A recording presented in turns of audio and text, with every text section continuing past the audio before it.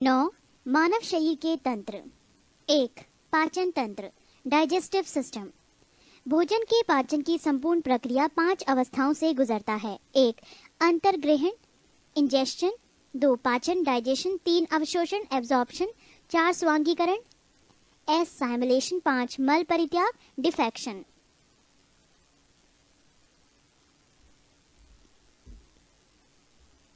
आमाशय, stomach में पाचन।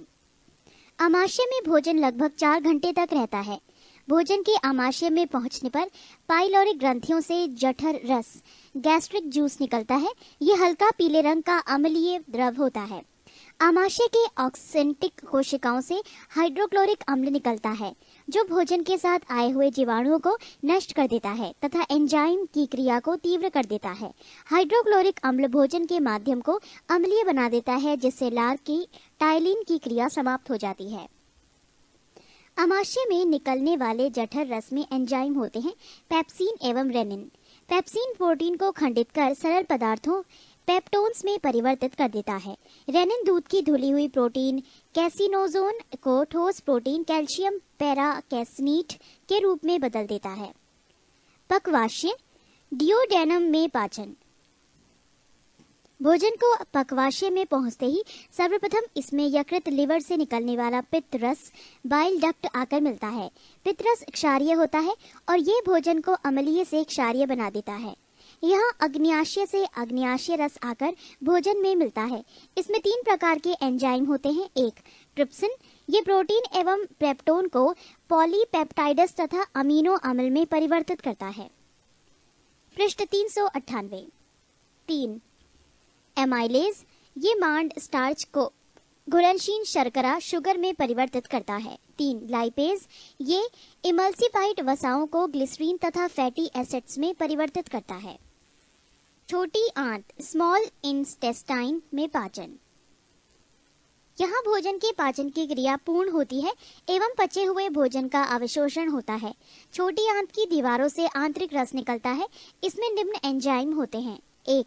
इरोप्सिन, यह शेष प्रोटीन एवं पेप्टोन को अमीनो अम्ल में परिवर्तित करता है। 2. माल्टेज, ये माल्टोज को ग्लूकोज में परिवर्तित करता है। 3. सुक्रेज, सुक्रोज को ग्लूकोज एवं फ्रुक्टोज में परिवर्तित करता है। 4. लैक्टेज, ये लैक्टोज को ग्लूकोज एवं गैलेक्टोज में परिवर्तित करता है। 5. लाइपेज, ये एमल्सिफाइड वसाओं को ग्लिसरीन तथा फैटी एसिड्स में परिवर्तित करता है। आंतरिक रस क्षारीय होता है। स्वस्थ मनुष्य में प्रतिदिन लगभग 2 लीटर आंतरिक रस स्रावित होता है। 3. अवशोषण, एब्जॉर्प्शन, पचे हुए भोजन का रुधिर में पहुंचना अवशोषण कहलाता है। पचे हुए भोजन का अवशोषण छोटी आंत की रचना उदर्घ विली के द्वारा होती है। 4. स्वांगीकरण, एसाइमुलेशन, अवशोषित भोजन का शरीर के उपयोग में लाया जाना स्वांगीकरण कहलाता है। मल परित्याग, डिफॉसेशन, अपच भोजन बड़ी आंत में पहुंचता है, जहां जीवाणु इसे मल में बदल देते हैं, जिसे गुदा एनस द्वारा बाहर निकाल दिया जाता है। पाचन कार्य में भाग लेने वाले प्रमुख अंग। यकृत, लीवर, ये मानव शरीर की सबसे बड़ी ग्रंथि है। इसका वजन लगभग 1 से 5.2 किलो होता है। यकृत द्वारा ही पित्त स्रावित होता है। ये पित्त आंत में उपस्थित एंजाइमों की क्रिया को तीव्र कर देता है। यकृत प्रोटीन के उपापचय में सक्रिय रूप से भाग लेता है और प्रोटीन विघटन के फलस्वरूप उत्पन्न विषैले अमोनिया को यूरिया में परिवर्तित कर देता है। यकृत प्रोटीन की अधिकतम मात्रा को कार्बोहाइड्रेट में परिवर्तित कर देता है। कार्बोहाइड्रेट उपापचय के अंतर्गत यकृत रक्त के ग्लूकोज वाले भाग को ग्लाइकोजन में परिवर्तित कर देता है और संचित पोषक तत्वों के रूप में यकृत कोशिका हेपाटिक सेल में संचित कर लेता है। ग्लूकोज की आवश्यकता होने पर यकृत संचित ग्लाइकोजन को खंडित कर ग्लूकोज में परिवर्तित कर देता है। इस प्रकार ये रक्त में ग्लूकोज की मात्रा को नियमित बनाए रखता है। भोजन में वसा की कमी होने पर यकृत कार्बोहाइड्रेट के कुछ भाग को वसा में परिवर्तित कर देता है। फाइब्रिनोजेन नामक प्रोटीन का उत्पादन यकृत से ही होता है, जो रक्त के थक्का बनाने में मदद करता है। हिपैरिन नामक प्रोटीन का उत्पादन यकृत के द्वारा ही होता है, जो शरीर के अंदर रक्त को जमने से रोकता है। मृत आरबीसी को नष्ट यकृत के द्वारा ही किया जाता है। यकृत थोड़ी मात्रा में लोहा, आयरन, तांबा, कॉपर और विटामिन को संचित करके रखता है। पृष्ठ 399। शरीर के ताप को बना रखने में मदद करता है। भोजन में जहर पॉइजन देकर मारे गए व्यक्ति की मृत्यु के कारणों की जांच में यकृत एक महत्वपूर्ण सुराग होता है। पित्ताशय, गॉल ब्लैडर। पित्ताशय नाशपाती के आकार की एक थैली होती है जिसमें यकृत से निकलने वाला पित्त जमा रहता है। पित्ताशय से पित्त पक्वाशय में पित्त नलिका के माध्यम से होता है। पित्त का पक्वाशय में गिरना प्रतिवर्ती क्रिया रिफ्लेक्स एक्शन द्वारा होता है। पित्त बाइल पीले हरे रंग का क्षारीय द्रव है जिसका पीएच मान 7.7 होता है। पित्त में जल की मात्रा 85% एवं पित्त वर्णक बाइली पिगमेंट की मात्रा 12% होती है। पित्त बाइल का मुख्य कार्य निम्न है। 1. ये भोजन के माध्यम से को क्षारीय कर देता है जिससे अग्न्याशय रस क्रिया कर सके। 1. 2. ये भोजन के साथ आए हानिकारक जीवाणुओं को नष्ट कर देता है। 3. ये वसाओं का इमाल्सीकरण करता है। 4. ये आंत को क्रमाकुंचन गतियों को बढ़ाता है जिससे भोजन में पाचक रस भली भांति मिल जाते हैं। 5. ये विटामिन के एवं वसाओं में घुले अन्य विटामिनों के अवशोषण में सहायक होता है।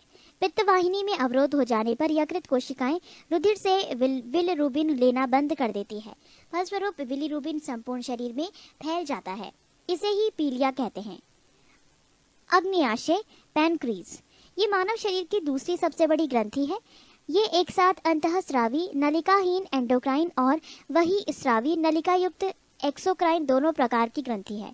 इससे अग्न्याशय रस निकलता है जिसमें 9.8% जल तथा शेष भाग में लवण एवं एंजाइम होते हैं। ये क्षारीय द्रव होता है जिसका पीएच मान 7.5 से 8.3 होता है।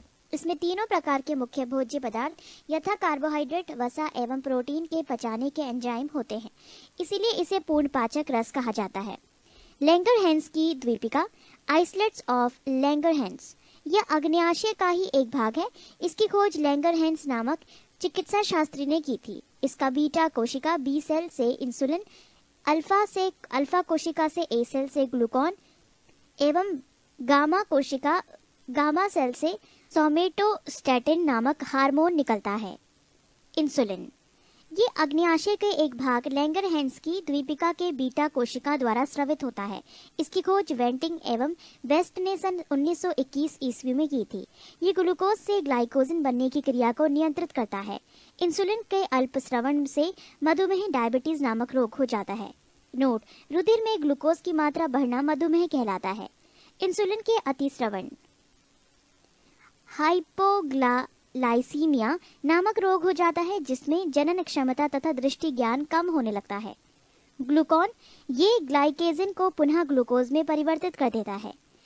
सोमेटोस्टैटिन ये पॉलीपेप्टाइड हार्मोन होता है जो भोजन के स्वांगीकरण की अवधि को बढ़ाता है। पृष्ठ 400।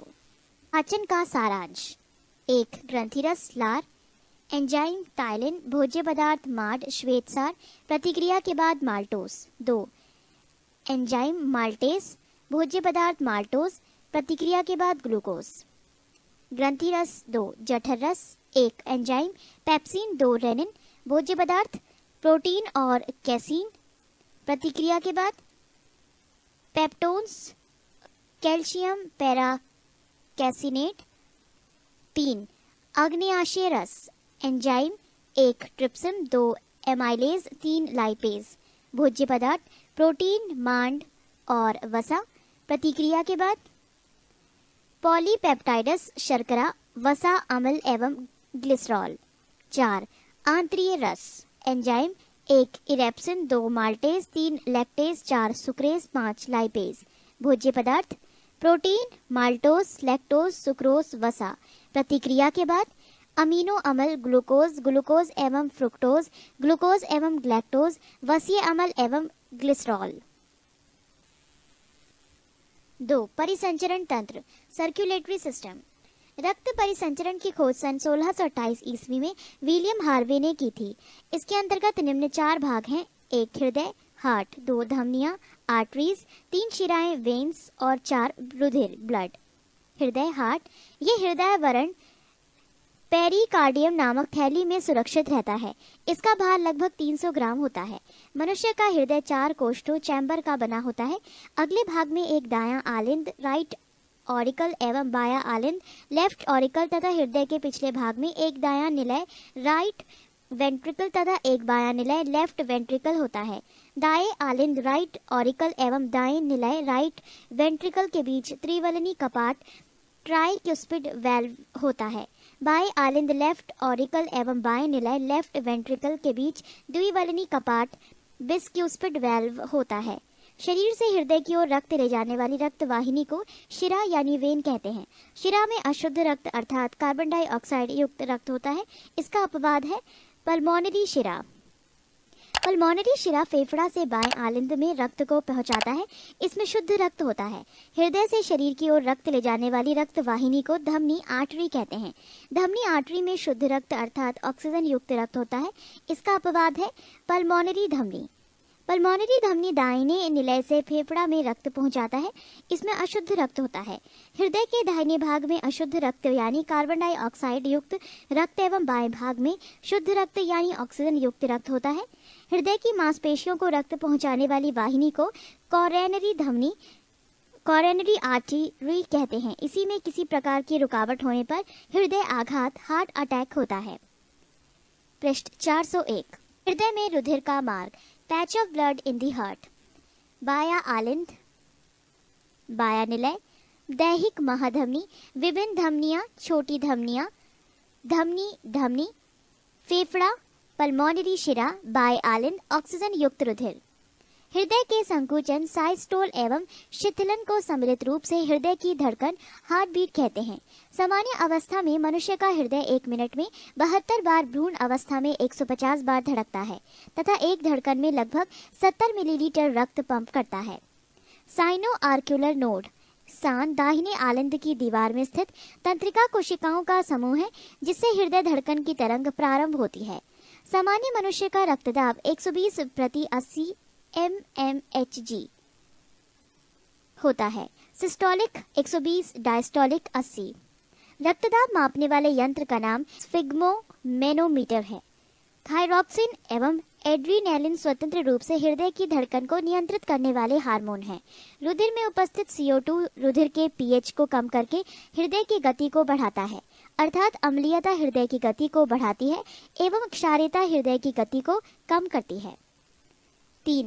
लसिका परिसंचरण तंत्र लिम्फ सर्कुलेटरी सिस्टम।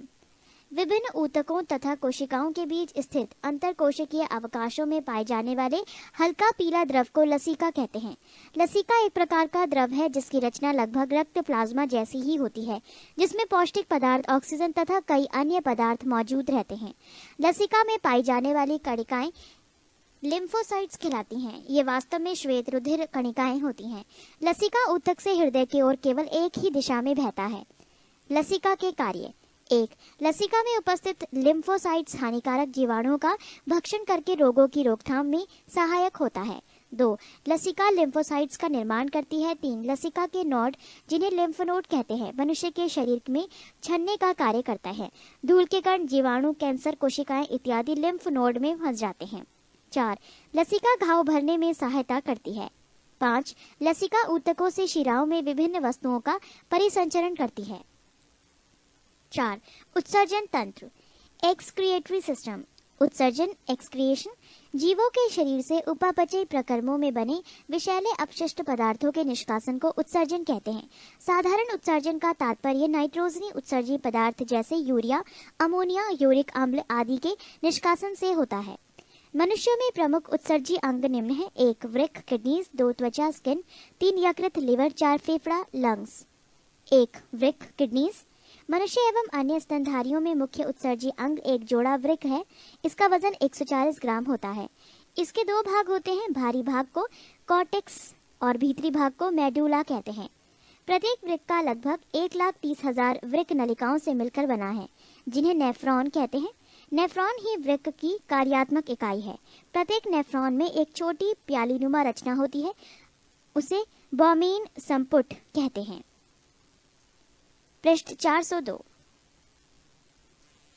बोमन संपुट में पतली रुधिर कोशिकाओं का कोशिका गुच्छ ग्लोमेरुलस पाया जाता है, जो 2 प्रकार की धमनिकाओं से बनता है। 1. चौड़ी अभिवाही धमनिका एफेरेंट आर्टेरायोल, जिसके द्वारा रक्त कोशिका गुच्छ से वापस ले जाया जाता है। ग्लोमेरुलस की कोशिकाओं से द्रव के छनकर बोमेन संपुट की गुहा में पहुंचने की प्रक्रिया को परानिस्पंदन कहते हैं, यानी अल्ट्राफिल्ट्रेशन कहते हैं।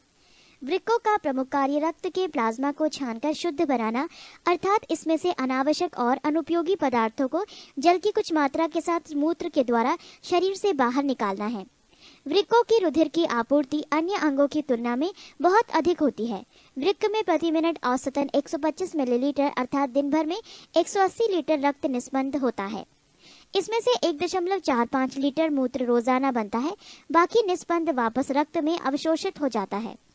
सामान्य सूत्र में 95% तथा जल 2%, लवण 2.7%, यूरिया एवं 0.3 यूरिक अम्ल होते हैं। मूत्र का रंग हल्का पीला एवं उसमें उपस्थित वर्णक यूरोक्रोम के कारण होता है। यूरोक्रोम हीमोग्लोबिन के विखंडन से बनता है। मूत्र अम्लीय होता है, इसका पीएच मान 6 होता है। वृक्क के द्वारा नाइट्रोजनी पदार्थों के अलावा पेनिसिलिन और कुछ मसालों का भी उत्सर्जन होता है। वृक्क में बनने वाली पथरी कैल्शियम का ऑक्जेलेट का बना होता है। विभिन्न जंतु एवं उनमें उत्सर्जन। एक कोशिकीय जंतु उत्सर्जन विसरण के द्वारा। 2 पोरीफेरा संघ के जंतु विशिष्ट लनिका तंत्र के द्वारा।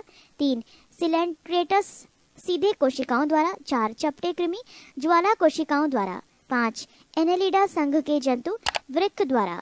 6 आर्थ्रोपोडस मेलपीडियम नालिकाओं द्वारा। 7 मोलस्का मूत्र अंग द्वारा। 8 कशेरुक मुख्यतया वृक्क द्वारा। 2 त्वचा स्किन।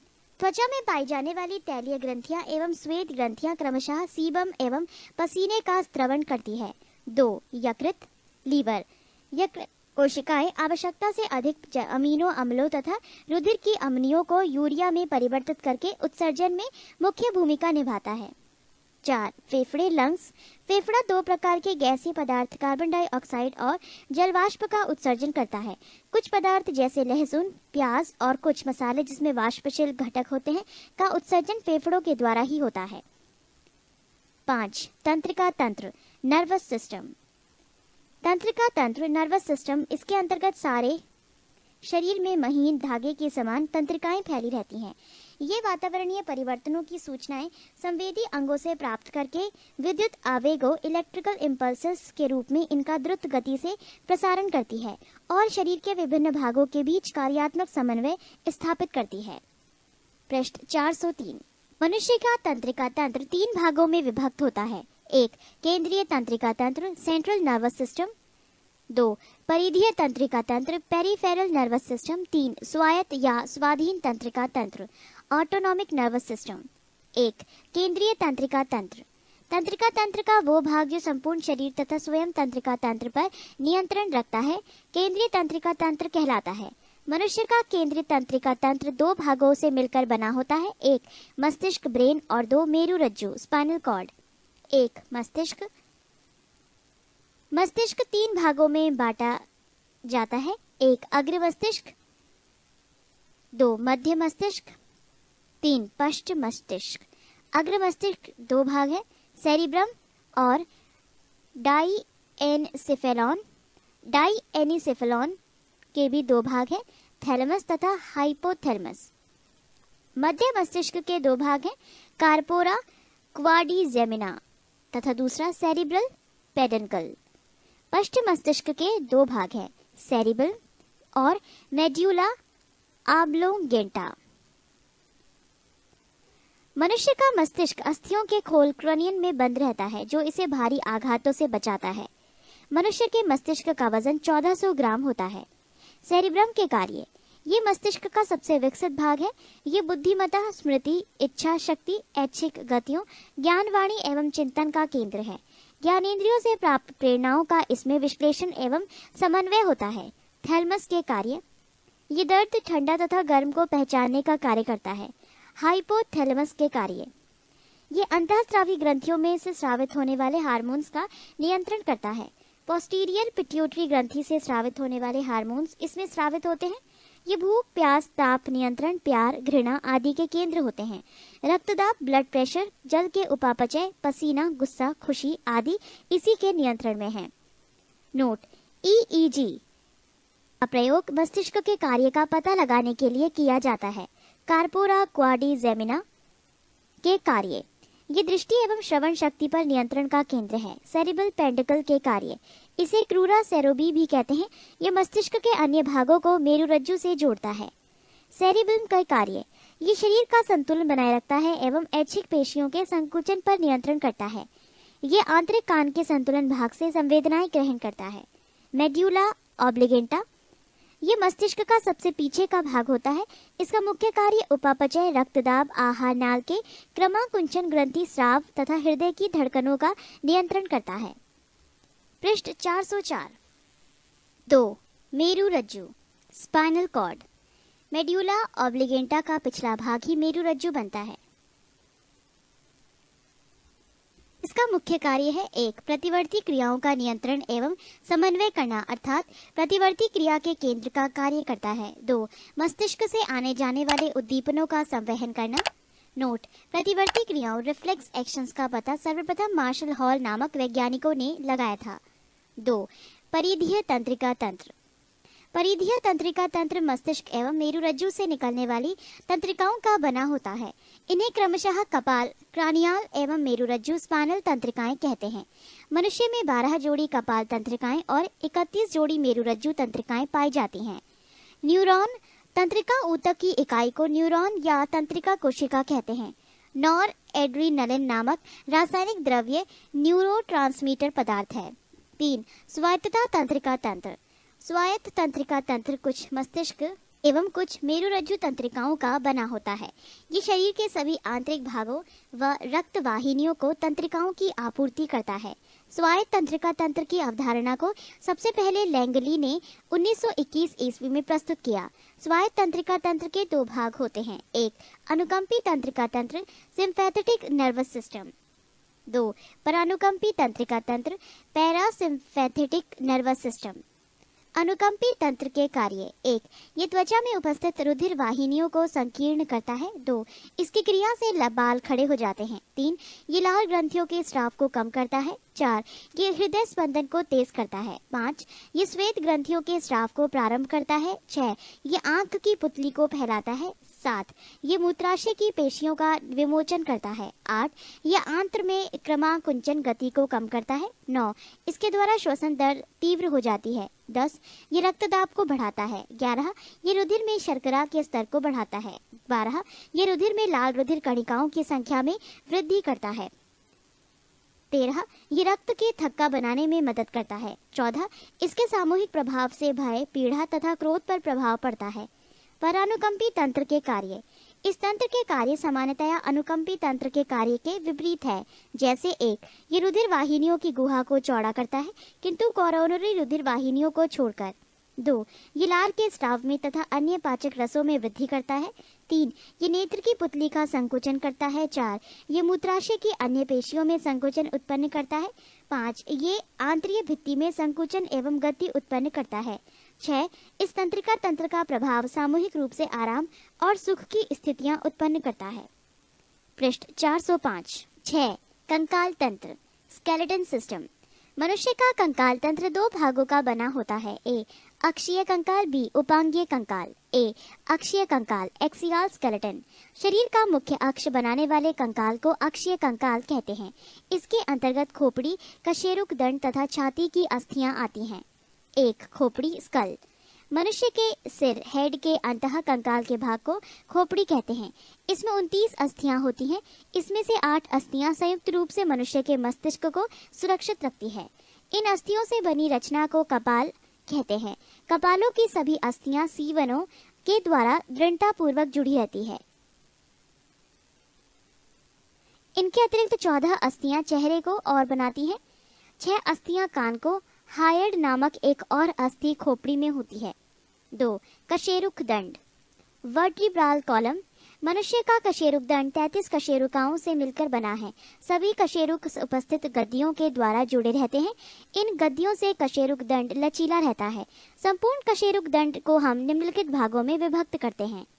गर्दन, सर्वाइकल रीजन 7 कशेरुक, 2 वक्ष, थोरासिक रीजन 12 कशेरुक, कटी, लंबर रीजन 5 कशेरुक, त्रिक सैक्रल रीजन 5 कशेरुक, पुच्छ कॉडाल रीजन 4 कशेरुक, कुल योग 33 कशेरुक। इसका पहला कशेरुक जो कि एटलस कशेरुक, एटलस वर्टेब्रा कहलाता है, खोपड़ी को साधे रखता है। कशेरुक दंड के कार्य: 1. सिर को साधे रहता है। 2. ये गर्दन तथा धड़ को आधार बनाकर प्रदान करता है। 3. ये मनुष्य को खड़े होकर चलने, खड़े होने आदि में मदद करता है। 4. ये गर्दन तथा धड़ को लचक प्रदान करते हैं जिससे मनुष्य किसी भी दिशा में अपनी गर्दन और धड़ को मोड़ने में सफल होता है। 5. ये मेरुरज्जु को सुरक्षा प्रदान करता है। बी. उपांगीय कंकाल, अपेंडिक्यूलर स्केलेटन। इसके निम्न भाग हैं: 1. पाद अस्थियां, दोनों हाथ पैर मिलाकर 118 अस्थियां होती हैं। 2. मेखलाएं, मनुष्य में अग्रपाद तथा पश्चपाद को अक्षीय कंकाल पर साधने के लिए 2 चाप पाए जाते हैं जिन्हें मेखलाएं गिडल्स कहते हैं। अग्रपाद की मेखला को अंश मेखला तथा पश्चपाद की मेखला को श्रेणी मेखला पेल्विक गिडल कहते हैं। अंश मेखला से अग्रपाद की अस्थि ह्यूमरस एवं श्रेणी मेखला से पश्चपाद की हड्डी फीमर जुड़ी होती है। कंकाल तंत्र के कार्य: 1. शरीर के को निश्चित आकार प्रदान करना। 2. शरीर के कोमल अंगों की सुरक्षा प्रदान करना। 3. पेशियों को जुड़ने का आधार प्रदान करना। 4. श्वसन एवं पोषण में सहायता प्रदान करना। 5. लाल रक्त कणिकाओं का निर्माण करना। पृष्ठ 406। मनुष्य के शरीर में कुल हड्डियों की संख्या 206। बाल्यावस्था में कुल हड्डियों की संख्या 208। सिर की कुल हड्डियों की संख्या 29। कपाल 8, फेसियल 14 एवं कर्ण 6। रीढ़ की कुल हड्डियों की संख्या प्रारंभ में 33। रीढ़ की कुल हड्डियों की संख्या विकसित होने पर 26। पसलियों की कुल हड्डियों की संख्या 24। शरीर की सबसे बड़ी हड्डी फीमर, जांघ की हड्डी। शरीर की सबसे छोटी हड्डी स्टेप्स, कान की हड्डी। नोट: 1. मांसपेशी एवं अस्थि के जोड़ को टेंडन कहते हैं। 2. अस्थि से अस्थि के जोड़ को लिंगामेंटस कहते हैं। कुछ विशेष स्थानों की अस्थियों के नाम एवं संख्या: 1. कर्ण, अस्थियों के नाम मेलियस, संख्या 2। अस्थियां, अस्थियों के नाम इनकस और स्टेप्स, संख्या 2, 2। 2. ऊपरी बाहु, अस्थियों के नाम ह्यूमरस, संख्या 2। 3. अग्रबाहु, अस्थियों के नाम रेडियो अल्ना, संख्या 2। 4. कलाई, अस्थियों के नाम कार्पल्स, संख्या 16। 5. हथेली, अस्थियों के नाम मेटाकार्पल्स, संख्या 10। 6.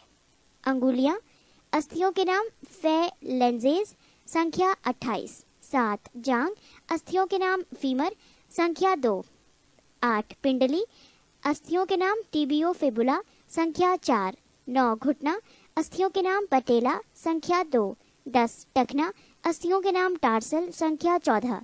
11. तलवा, अस्थियों के नाम मेटाटार्सल्स, संख्या 10। 7. अंतःस्त्रावी तंत्र, एंडोक्राइन सिस्टम्स।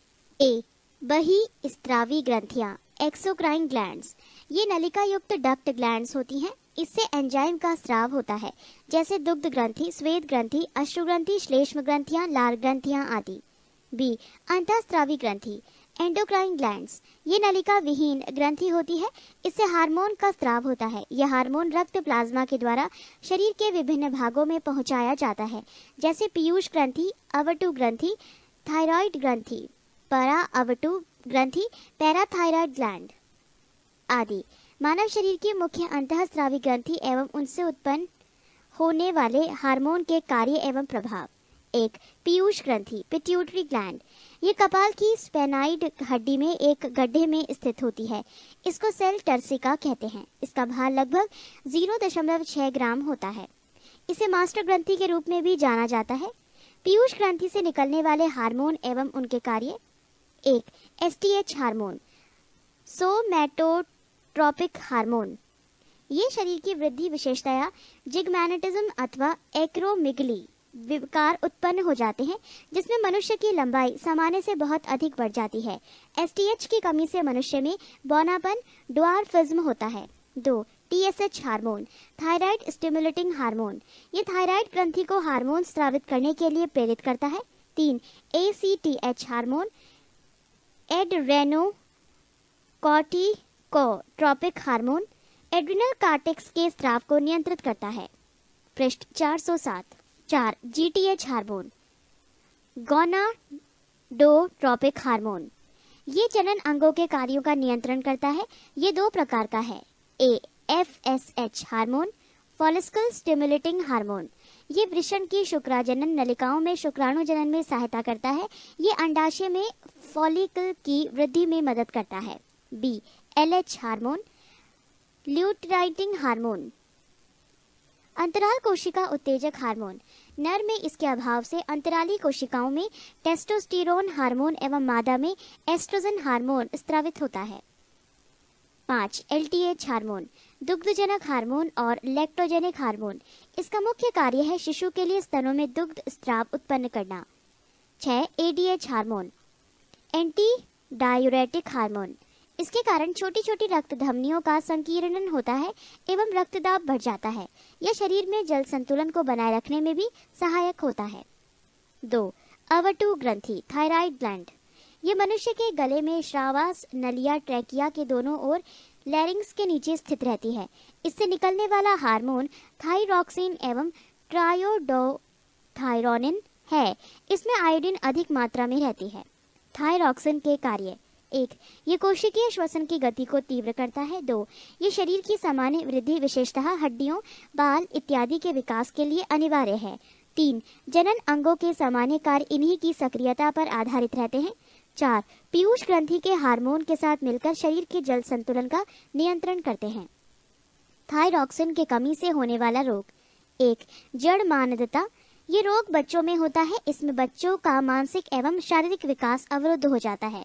2 मिक्स सडमा। यौवन अवस्था में होने वाले इस रोग में उपापचय भली भांति नहीं हो पाता, जिसमें हृदय स्पंदन तथा रक्तचाप कम हो जाता है। 3 हाइपोथायराइडिज्म। लंबे समय तक इस हार्मोन की कमी के कारण ये रोग हो जाता है। इस रोग के कारण सामान्य जनन कार्य संभव नहीं हो पाता। कभी कभी इस रोग के कारण मनुष्य गूंगा एवं बहरा हो जाता है। 4 घेंगा। भोजन में आयोडीन की कमी से ये रोग उत्पन्न हो जाता है। इस रोग में थायराइड ग्रंथि के आकार में बहुत वृद्धि हो जाती है। थाइरोक्सिन के आधिक्य में होने वाला रोग: 1 टॉक्सिक गुआइटर। इसमें हृदय गति तीव्र हो जाता है, रक्तचाप बढ़ जाता है, श्वसन दर तीव्र हो जाती है। 2 एक्सोप्थेल्मिया। इस रोग में आंख फूलकर नेत्र कोटर से बाहर निकल आती है। 3 परा अवटु ग्रंथि। ये गला में अवटु ग्रंथि के ठीक पीछे स्थित होता है। इससे 2 हार्मोन स्रावित होते हैं। 1 पैराथायराइड हार्मोन। ये हार्मोन तब स्रावित होता है जब रुधिर के कैल्शियम की कमी हो जाती है। पृष्ठ 408। 2 कैल्सीटोनिन। जब रुधिर में कैल्शियम की मात्रा अधिक होती है तब यह हार्मोन मुक्त होता है, अर्थात परा अवटु ग्रंथि से निकलने वाला हार्मोन रुधिर में कैल्शियम की मात्रा का नियंत्रण करता है। 4 अधिवृक्क ग्रंथि, एड्रिनल ग्लैंड। इस ग्रंथि के 2 भाग होते हैं। 1 बाहरी भाग कॉर्टेक्स तथा 2 अंदरूनी भाग मेडुला। कॉर्टेक्स से निकलने वाला हार्मोन एवं कार्य: 1 ग्लूकोकार्टिकॉइड्स।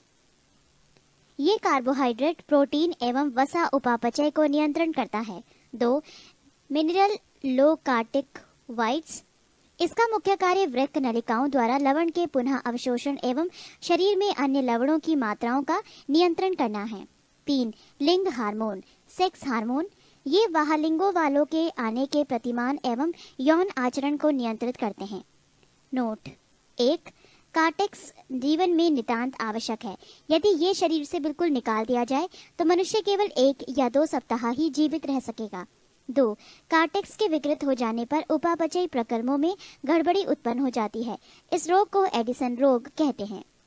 मेड्यूला द्वारा स्रावित हार्मोन एवं कार्य: 1 एपिनेफ्रीन।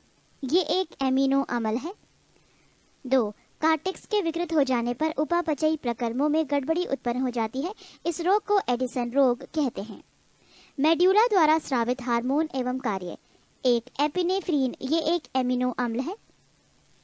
दोनों हार्मोनों का समान कार्य है। ये समान रूप से हृदय पेशियों की उत्तेजनशीलता एवं संकुचनशीलता में वृद्धि करते हैं। फलस्वरूप रक्तचाप बढ़ जाता है। एपिनेफ्रीन हृदय स्पंदन एकाएक रुक जाने पर उसे पुनः चालू करने में सहायक होता है। अधिवृक्क ग्रंथि से निकलने वाले हार्मोन को लडो एवं उडो, फ्लाइट एंड फ्लाइट हार्मोन कहा जाता है। उत्तेजना के समय एड्रेनालिन हार्मोन अधिक मात्रा में उत्सर्जित होते हैं, जैसे क्रोध, भय एवं खतरे के समय सक्रिय होता है। 5. जनन ग्रंथि गोनैड्स, एक अंडाशय ओवरी, इसके द्वारा निम्न हार्मोनों का स्राव होता है। 1. एस्ट्रोजन, ये अंडवाहिनी ओविडक्ट के परिवर्धन को पूर्ण करता है। 2. प्रोजेस्टेरोन, ये एस्ट्रोजन से सहयोग कर स्तन वृद्धि करने में सहायता करता है। 3. रिलैक्सिन, गर्भावस्था में यह अंडाशय, गर्भाशय एवं अपरा में उपस्थित रहता है। यह हार्मोन प्यूबिक सिम्फाइसिस को मुलायम करता है और ये गर्भाशय ग्रीवा को चौड़ा करता है ताकि बच्चा आसानी से पैदा हो सके।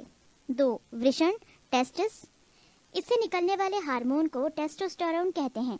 ये पुरुषोचित लैंगिक लक्षणों के परिवर्धनों एवं यौन आचरण को प्रेरित करते हैं।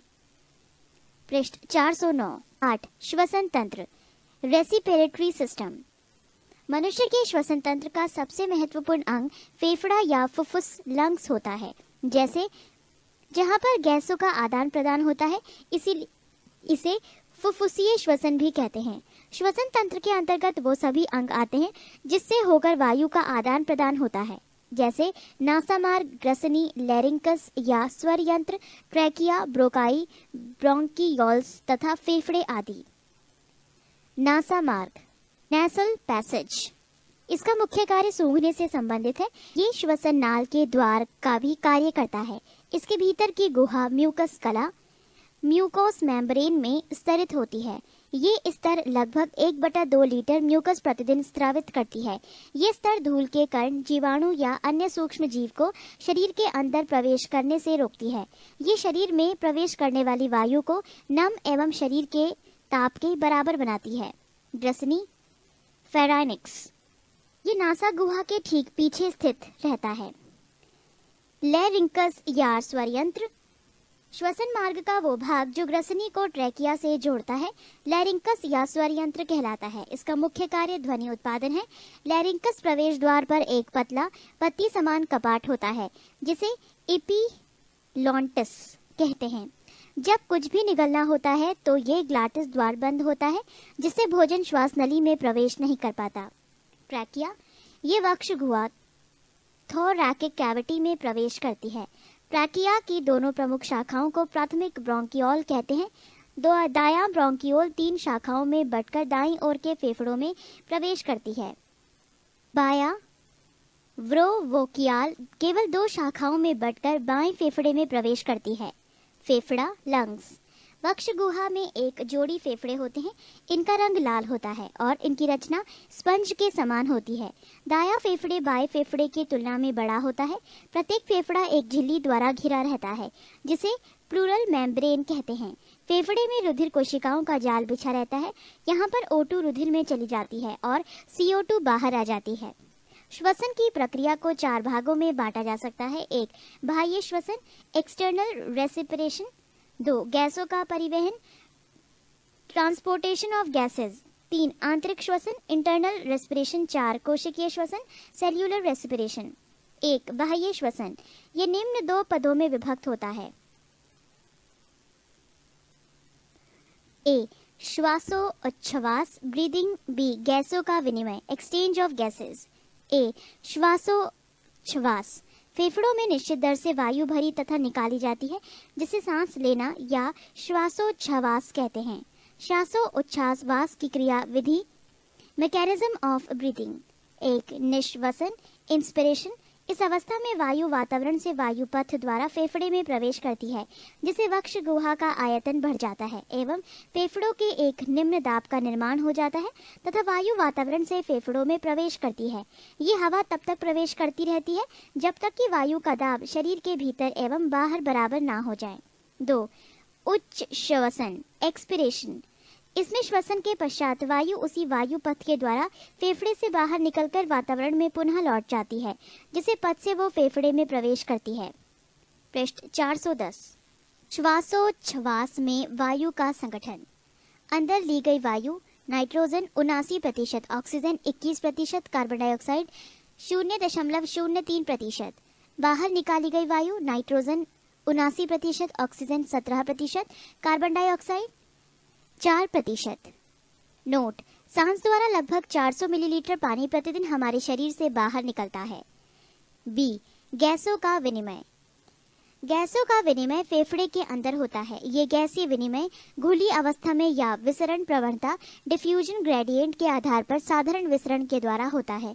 फेफड़े में ऑक्सीजन तथा कार्बन डाइऑक्साइड गैसों का विनिमय उनके दाबों के अंतर के कारण होता है। इन दोनों गैसों की विसरण की दिशा दूसरे के विपरीत होती है। 2. गैसों का परिवहन। गैसों का O2 एवं CO2 फेफड़े से शरीर की कोशिकाओं तक पहुंचना तथा पुनः फेफड़े तक वापस आने की क्रिया को गैसों का परिवहन कहते हैं। ऑक्सीजन का परिवहन रुधिर में पाए जाने वाले लाल वर्णक हीमोग्लोबिन के द्वारा होता है। कार्बन डाइऑक्साइड का परिवहन कोशिकाओं से फेफड़ों तक हीमोग्लोबिन के द्वारा केवल 10 से 20% तक ही हो पाता है। कार्बन डाइऑक्साइड का परिवहन रक्त परिसंचरण के द्वारा अन्य प्रकार से भी होता है। 1. प्लाज्मा में घुलकर। CO2 प्लाज्मा में घुलकर कार्बनिक अम्ल बनाती है। इस रूप में 7% CO2 का परिवहन होता है। 2. बाइकार्बोनेट्स के रूप में। बाइकार्बोनेट्स के रूप में CO2 का लगभग 70% भाग परिवहन होता है। वो रुधिर के पोटेशियम एवं सोडियम के साथ मिलकर पोटेशियम बाइकार्बोनेट एवं सोडियम बाइकार्बोनेट का निर्माण करता है। 3. आंतरिक श्वसन। शरीर के अंदर रुधिर एवं ऊतक द्रव्य के बीच गैसीय विनिमय होता है, जैसे उसे आंतरिक श्वसन कहते हैं। नोट, फेफड़ों में होने वाले गैसीय विनिमय को बाह्य श्वसन कहते हैं। इसमें जब रुधिर ऑक्सी हीमोग्लोबिन कोशिकाओं में पहुंचता है तो ऑक्सीजन विमुक्त होता है एवं खाद्य पदार्थों का ऑक्सीकरण होता है, जिससे ऊर्जा विमुक्त होती है। 4. कोशिकीय श्वसन। खाद्य पदार्थों के पाचन के फलस्वरूप प्राप्त ग्लूकोज का कोशिका में ऑक्सीजन द्वारा ऑक्सीकरण किया जाता है। इस क्रिया को कोशिकीय श्वसन कहते हैं। कोशिकीय श्वसन 2 प्रकार के होते हैं, 1. अनॉक्सी श्वसन, 2. ऑक्सी श्वसन। 1. अनॉक्सी श्वसन एनएरोबिक रेस्पिरेशन। जो श्वसन ऑक्सीजन की अनुपस्थिति में होता है उसे अनॉक्सी श्वसन कहते हैं।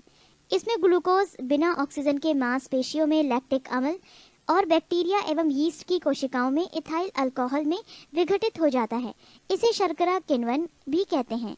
इसके अंतर्गत होने वाले संपूर्ण प्रक्रम को ग्लाइकोलिसिस कहते हैं। अनॉक्सी श्वसन के अंत में पाइरुविक अम्ल बनता है। अनॉक्सी श्वसन प्रायः जीवों में गहराई पर स्थित ऊतकों में अंकुरित बीजों में एवं फलों में थोड़े समय के लिए होता है, परंतु यीस्ट एवं जीवाणु में ये प्रायः पाया जाता है। 2. ऑक्सी श्वसन एरोबिक रेस्पिरेशन। यह ऑक्सीजन की उपस्थिति में होती है। इसमें श्वसनी पदार्थ का पूरा ऑक्सीकरण होता है, जिसके फलस्वरूप CO2 एवं H2O बनते हैं तथा काफी मात्रा में ऊर्जा विमुक्त होती है, जैसे 6H12O6 plus 6O2 vector 6CO2 plus 6H2O plus 2830 kg ऊर्जा किलोजूल ऊर्जा। पृष्ठ 411। कोशिकीय श्वसन में होने वाली जटिल प्रक्रिया को 2 भागों में बांटा गया है। 1. Glycolysis, B. क्रेब्स चक्र। A. ग्लाइकोलिसिस। इसका अध्ययन सर्वप्रथम एम्बेडेन मेयरहाफ पार्सन ने किया था, इसीलिए इसे EMP पथ भी कहते हैं। इसको अनॉक्सी श्वसन एनएरोबिक रेस्पिरेशन या शर्करा किण्वन शुगर फर्मेंटेशन भी कहा जाता है। इसमें ऑक्सीजन की अनुपस्थिति में ऊर्जा मुक्त होती है। ये अवस्था ऑक्सी एवं अनॉक्सी दोनों प्रकार के श्वसन में उपस्थित रहती है। एक ग्लूकोज अणु का ग्लाइकोलिसिस में विघटन के फलस्वरूप पाइरुविक अम्ल के 2 अणु बनते हैं। इस प्रक्रिया को आरंभ करने में 2 अणु ATP एडिनोसिन ट्राइफॉस्फेट व्यय होते हैं, किंतु प्रक्रिया के अंत में 4 अणु ATP प्राप्त होते हैं। अतः ग्लाइकोलिसिस के फलस्वरूप 2 अणु ATP प्राप्त होते हैं, अर्थात 16,000 कैलोरी कोष्ठक में 2 गुणा 8,000 ऊर्जा प्राप्त होती है। ग्लाइकोलिसिस में ऑक्सीजन की आवश्यकता नहीं होती है, अतः ये प्रक्रिया अनॉक्सी श्वसन एवं ऑक्सी श्वसन में एक समान होती है। इसमें हाइड्रोजन के 4 परमाणु बनते हैं, जो NAD को 2NADH2 में बदलने में काम आता है। B. क्रेब्स चक्र। इसका वर्णन हेंस क्रेब ने सन 1937 ईस्वी में किया। इसको साइट्रिक अम्ल चक्र या ट्राइकार्बोसिक्लिक चक्र भी कहा जाता है।